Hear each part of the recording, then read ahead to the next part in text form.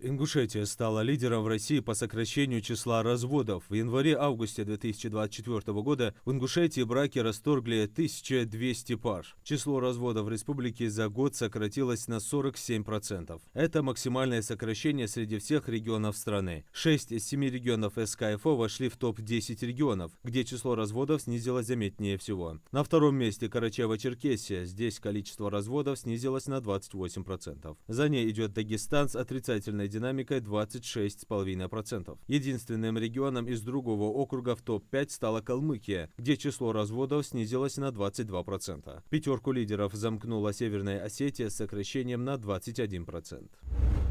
Центр театра, кино и креативных индустрий продолжает прием заявок на участие в 10-м юбилейном международном кинофестивале «Золотая башня» в Республике Ингушетия. Уже получено свыше 40 заявок с разных уголков мира. На конкурс принимаются фильмы, произведенные не ранее 2020 года в 9 номинациях. Для участия в фестивале необходимо заполнить утвержденную форму заявки. Прием заявок продлится до 20 октября.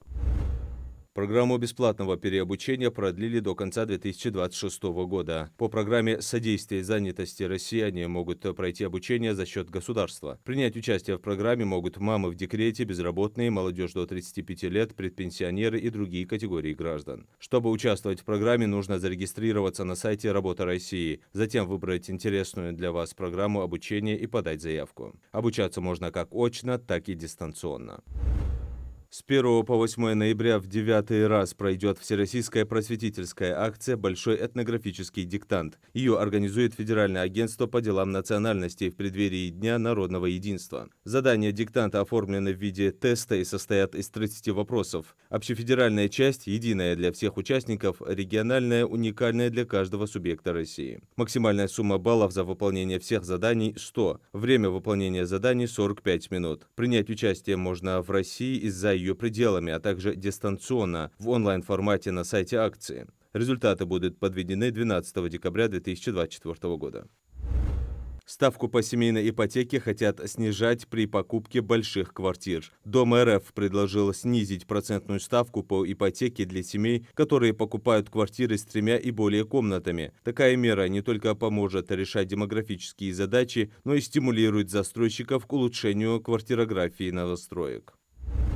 Поступающим в вузы в рамках отдельной квоты, включая участников спецоперации и их детей, хотят предоставить право сдачи внутренних вступительных испытаний. Такой законопроект приказа подготовила Миноборнауки. Одно из нововведений нового порядка предусматривает предоставление лицам, имеющим право на прием в вузы по отдельной квоте, возможности сдавать внутренние вступительные испытания вне зависимости от того, поступают ли они на отдельную квоту. В частности, поступить в вуз по отдельной квоте имеют право герои России и граждане, удостоенные 3 орденов мужества, в том числе в ходе проведения СВО, военнослужащие и сотрудники силовых ведомств, принявшие участие в СВО или боевых действиях на территории других стран, или их дети.